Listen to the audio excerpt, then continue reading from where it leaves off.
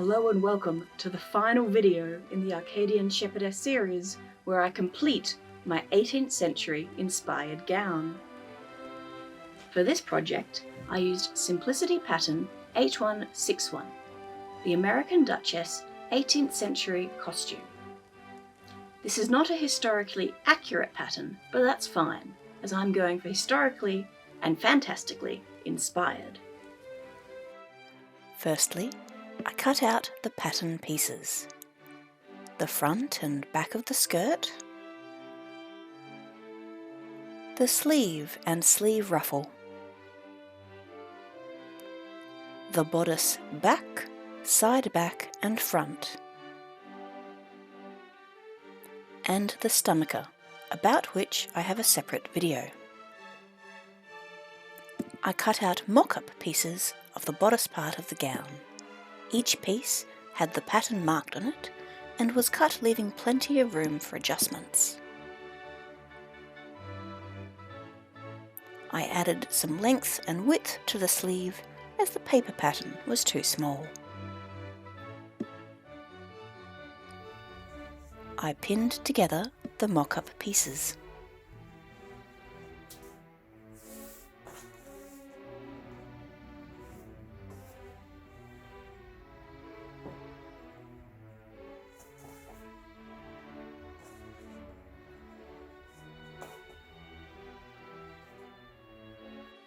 And stitch them together with the sewing machine.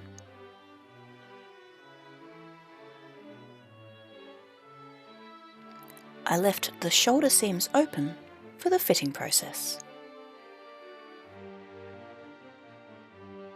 Time to fit the mock-up for the overgown. I have sewn together the bodice sections, so the back sides and the front, as per the pattern pieces, and overall I'm really happy with how well they fit.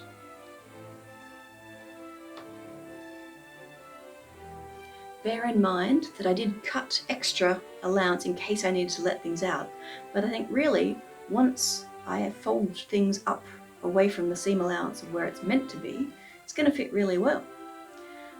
There's just sort of one area where I want to change it, and that's tweaking it along the front. So this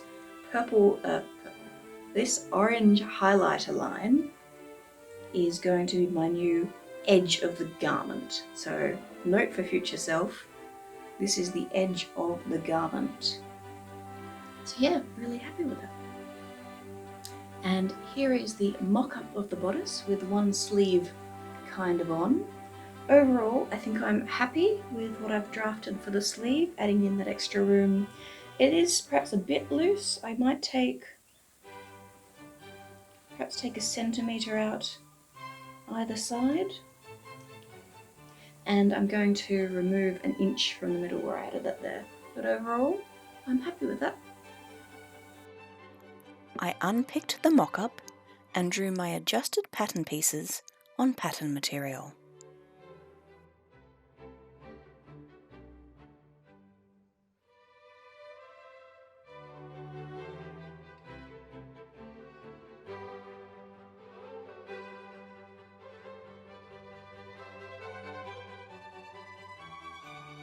With that, the pattern was ready to start on the final gown.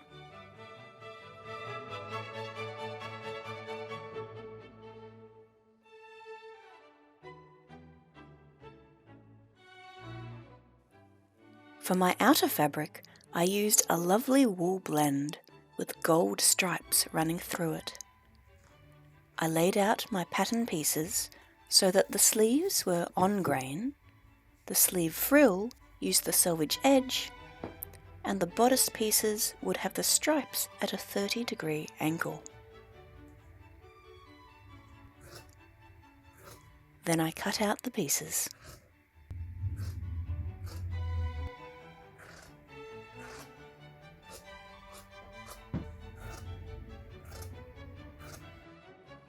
Here are the pieces cut out. You can see the sparkle in the gold lines.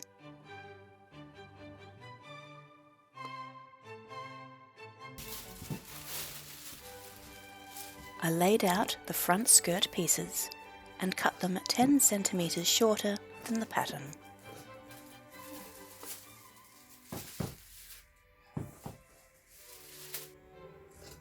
Next, I cut a straight panel for the 2 back skirt pieces.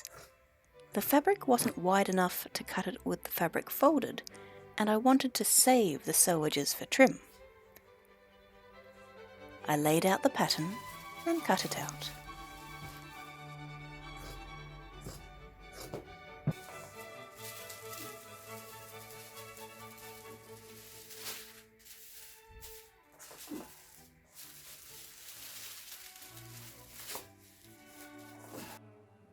Finally, I cut the lining pieces from a lovely linen.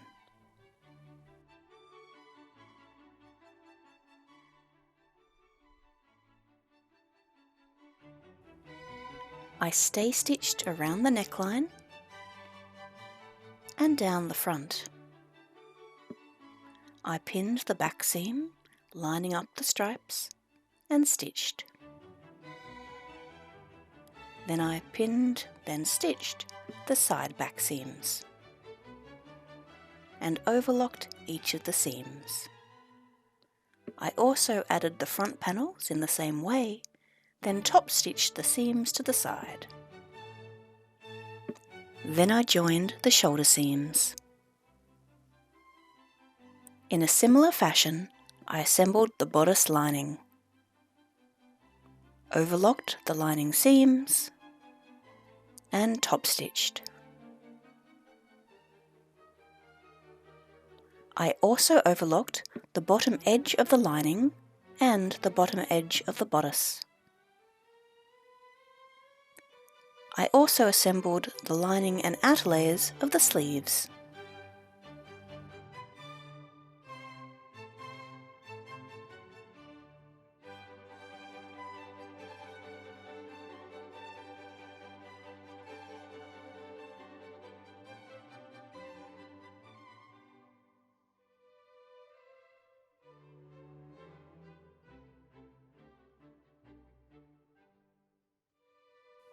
Then it was time to attach the lining and the outer bodice together. I pinned along the neck and front.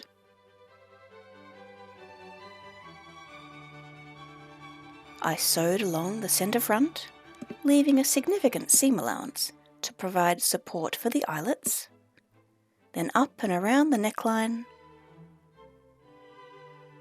and down the other side.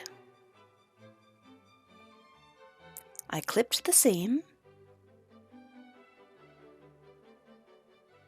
and pressed it over a ham. I had a quick look at it on Madame, my dress form, and decided the neckline was a bit high and boxy for my liking. So I brought it down a bit and was much happier.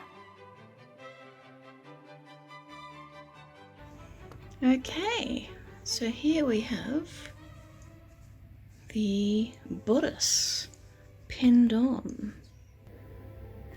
There will be a skirt that comes down over the top all here. I think it fits really well. Onto the skirt. I overlocked the edges and the centre back seam, being sure to remove all pins as I went.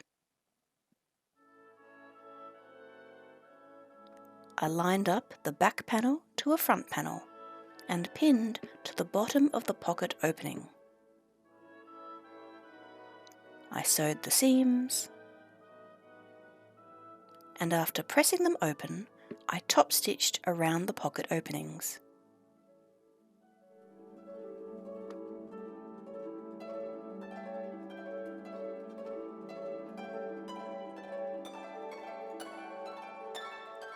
I used strong resant thread to gather the top of the skirt, picking up a stitch at each gold stripe.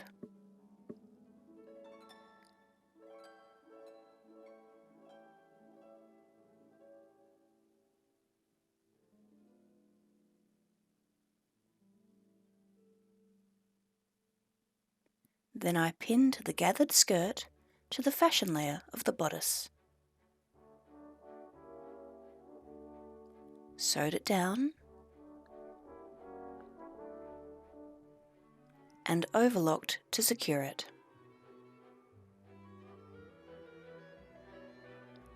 And while the stripes don't sit quite as I had hoped, they are adequate.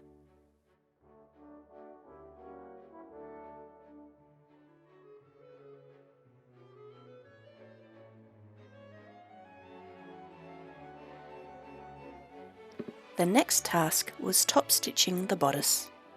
Firstly, I stitched along the neckline, then down the centre back and either side to create boning channels. I turned under the bottom of the lining and pinned it, then top stitched the bone channels at the front of the bodice.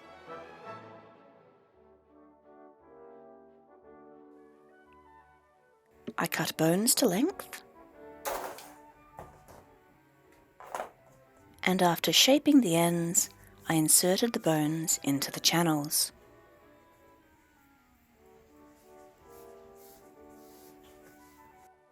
Then I top stitched along the waist to secure the lining.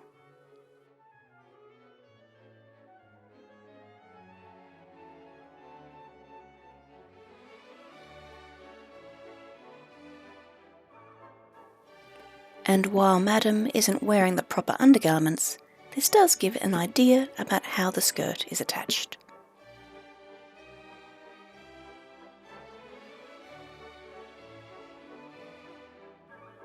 Let's get back to the sleeves.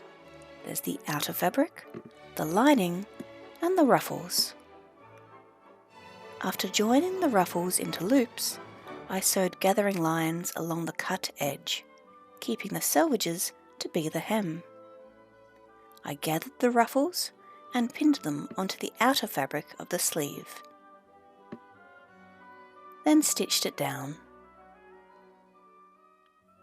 Next, I inserted the sleeve into the lining.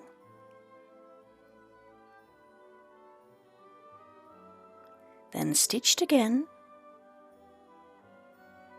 and overlocked,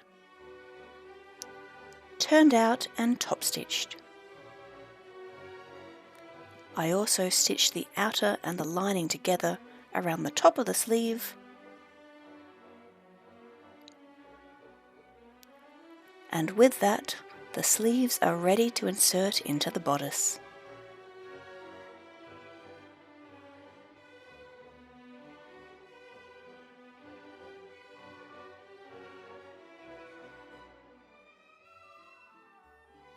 I pinned a sleeve in, matching up the bottom section and putting in pleats in the top. Then it was sewn. Then I trimmed down all but the lining of the sleeve seam. I folded it over and pinned it down, then stitched it by hand.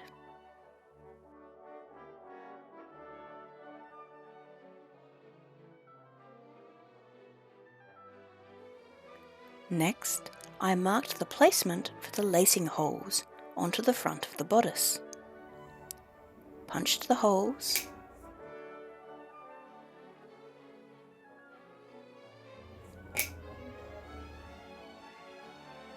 and inserted the eyelets, set up for spiral lacing.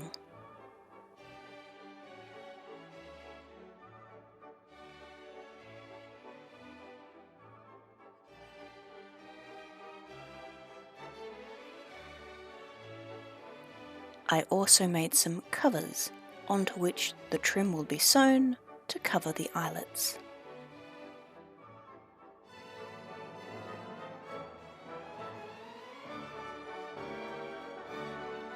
The final stage was the trim. I cut out strips of my gold striped wool blend. I folded in the raw edge. I gathered the trim and pressed it.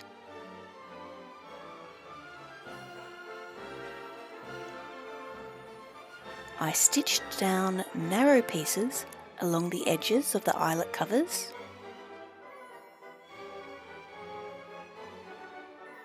stitched the eyelet covers to the gown, then pinned down the long trim in a wavy pattern on the bodice, hiding the edge of the eyelet cover, and then down the edge of the skirt. Once stitched, the gown was complete.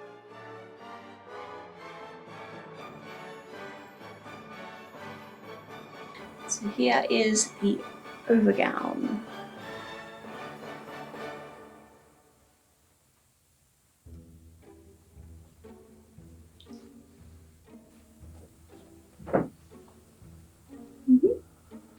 So next I'm going to pin in the stomacher. So the stomacher is pinned in along the sides. Next I want to pin closed the front of the dress. And there we are.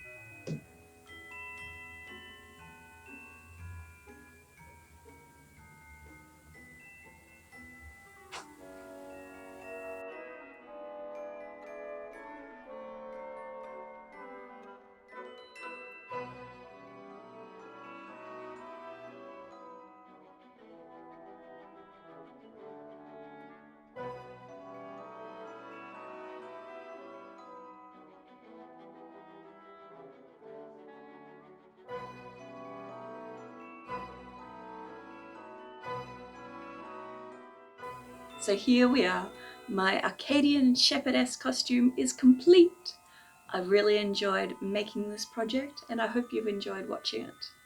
Thanks for joining me. I'd love to hear about any Arcadian Shepherdess or more generally 18th century projects that you have. If you are thinking of sewing a gown, what sort of trim would you use? Feel free to leave a comment and I'd love to hear. Thanks for joining me. Goodbye.